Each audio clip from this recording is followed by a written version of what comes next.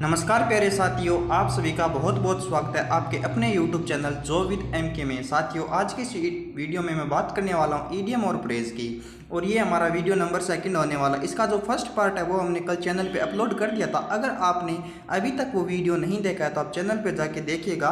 उस वीडियो के अंदर भी मैंने आपको ईडीएम्स और फ्रेज पढ़ाए हैं, और मैंने ये भी बताया था कि अब से हमारे चैनल पे रेगुलर ईडीएम्स और फ्रेज और वोकैबुलरी की क्लास आपको मिलेगी। साथियों, एक बात मैं आपको बता दूं कि कोई भी ऐसा कॉम्पिटिटिव एग्जाम जिसके अंदर इंग्लिश आती हो तो उस एग्जाम के अंदर आपको ईडीएम से रिलेटेड 1 या 2 क्वेश्चन आपको जरूर से देखने को मिलेंगे। तो ये बहुत ही इंपॉर्टेंट टॉपिक है आपके एग्जाम के हिसाब से। तो चलिएगा साथियों, बिना किसी देरी के हम इसे पढ़ना स्टार्ट करते हैं। देखिए साथियों, आज का हमारा जो फर्स्ट ईडीएम है वो है कि to be all at sea. To be all at sea का मतलब होता है कन्फ्यूज्ड या पजल्ड, यानी कि परेशानी की स्थिति में या किसी असमंज की स्थिति में। इसका अर्थ ये निकल के आता है। और एक बात मैंने आपको कल भी वीडियो के अंदर बताई थी कि ईडियम्स का एक हम इंग्लिश टू हिंदी ट्रांसलेट करके इनका अर्थ नहीं निकाल सकते, बल्कि ईडियम का एक फिक्स्ड अर्थ होता है। ग्रामेरियन द्वारा इनका एक अर्थ सेट किया होता है, तो वही अर्थ हमें ध्यान में रखना होता है।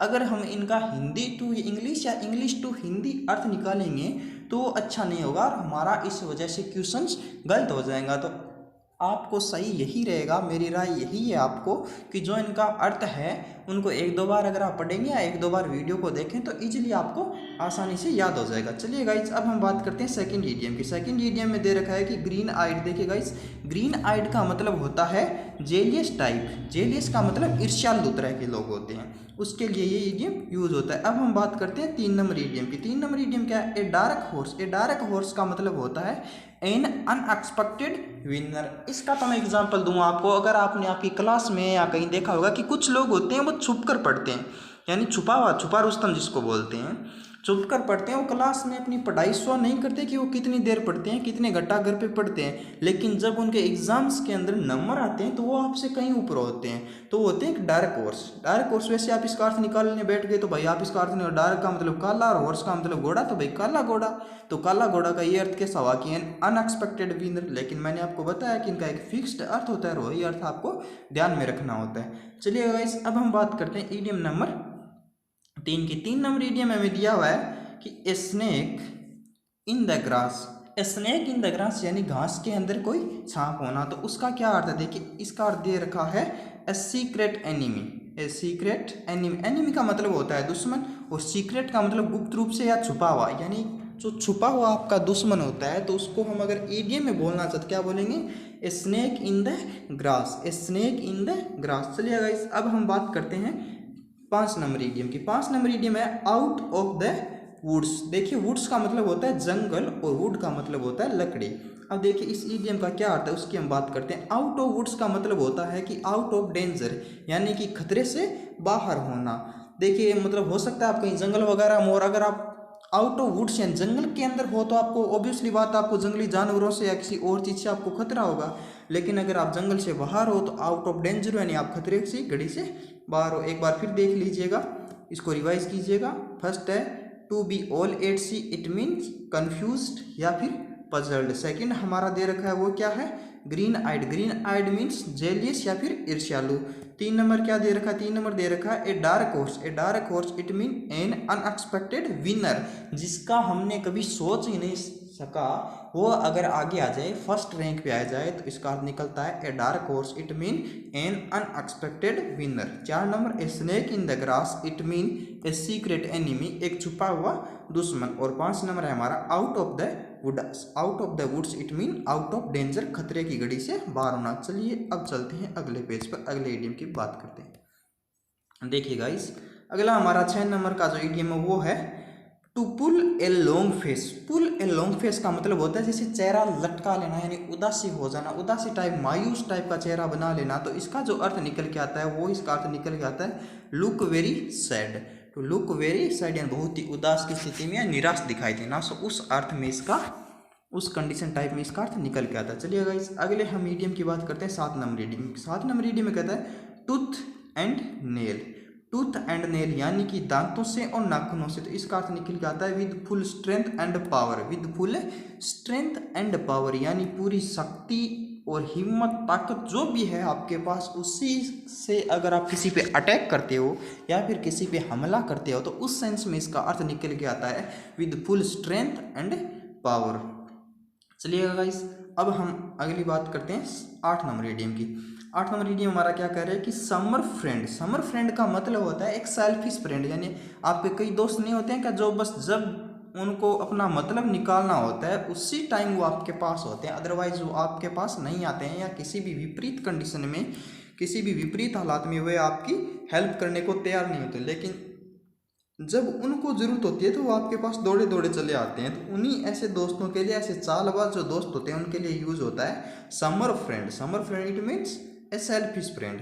चलिए गाइस, आगे हम 9 नंबर इडियम की बात करते हैं। देखिए गाइस, 9 नंबर इडियम में दिया गया है look down upon.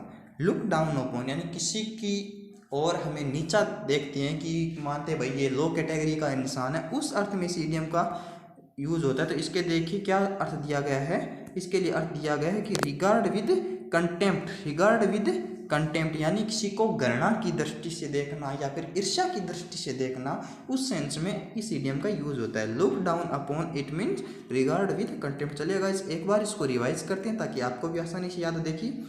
To pull a long face. To pull a long face का मतलब होता है लुक वेरी सैड, बहुत ही उदास या मायूस दिखाई देना। 7 नंबर है tooth and nail. Tooth and nail नाखूनों से या मतलब जो भी है आपके पास उसी से लेकर किसी दूसरे पर अटैक कर देना, तो उसके लिए इसका यूज होता है with full strength and power.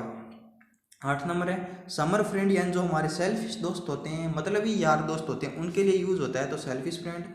और हमारा 9 नंबर है look down upon regard with contempt. किसी को निजी दृष्टि से देखना या एक अलग हीन भावना से किसी को देखना, तो उस सेंस में इसका यूज होता है। चलिए गाइस, अगले इडियम की बात करते हैं। अगले इडियम हमारा दिया गया है जो 10 नंबर का इडियम है, वो क्या कह रहा है, ये कह रहा है मैन ऑफ द स्ट्रा। देखिए स्ट्रा का मतलब होता है भूसा या एक तिनका टाइप, जो एक तिनका नहीं होता ना के बराबर जो, तो उसके लिए यूज होता है इसके लिए इसका यूज होता है कि वीक पर्सन या a man of no substance, यानी एक ऐसा व्यक्ति जिसके अंदर कोई शक्ति ना हो, यानी बहुत ही कमजोर इंसान हो, उसी सेंस में इसका यूज होता है। ए man of straw it mean a weak person, यानी कि एक कमजोर व्यक्ति के सेंस में इसका यूज होता है। चलिए गाइस, आज का हमारा लास्ट इडियम हम देखते हैं। आज का हमारा जो लास्ट इडियम है वो है टू लिव, एक मिनट जस्ट इसके अंदर लिखा गया कि to leave then no stone unturned. To leave then no stone unturned. देखिए स्टोन का मतलब होता है पत्थर, अनटर्ड यानी जिसको हमने पलटा ना हो, ऐसा कोई stone. To leave then no stone unturned यानी ऐसा कोई पत्थर ना छोड़ा हो जिसको हमने पलटा ना हो। देखिए तो इसका एक बार अर्थ समझिएगा, फिर मैं आपको समझाता हूँ। इसका अर्थ है to touch all the aspects, यानी हर एक संभव प्रयास करना। जैसे आप अभी पढ़ रहे हो या आपके एग्ज़ाम को क्वालिफाई करने के लिए आप हर एक तरह की कोशिश कर रहे हो, हर जगह से मॉक टेस्ट दे रहे हो, ऑनलाइन ऑफलाइन स्टडी कर रहे हो, यानी आप अपना 100% उसके अंदर दे रहे हो, तो आपके लिए यहाँ पे एक ईडियम यूज हो सकता है, और वो ईडियम हो सकता है to leave the no stone unturned. It mean to touch all the aspect, हर एक संभव अथक प्रयास करना जिस चीज़ को आप चाहते हो, जिस चीज़ को पाने के लिए, तो उस सेंस में इस ईडियम का यूज होता है। देखिए एक बार इसको रिवाइज कर लीजिएगा। Man of the straw it mean a weak person या एक मैन ऑफ नो सब्सटेंस, और एक है to leave the no stone unturned it mean to touch the all aspects, यानी हर एक संभव यानी अथक प्रयास करना। देखिए आज की क्लास में हम इतना ही पढ़ेंगे, इसका अगला वीडियो आपको कल मिल जाएगा। आई होप कि आपको ये क्लास अच्छी लगी होगी। अगर अच्छी लगी हो और आपने अब तक चैनल को सब्सक्राइब नहीं किया है तो आप वीडियो को लाइक कर देना और चैनल को सब्सक्राइब कर देना और अपने दोस्तों के साथ ज़रूर शेयर करना। बस यही आपसे इतनी सी उम्मीद है, और मिलेंगे आपसे कल की क्लास में। तब तक के लिए जय हिंद।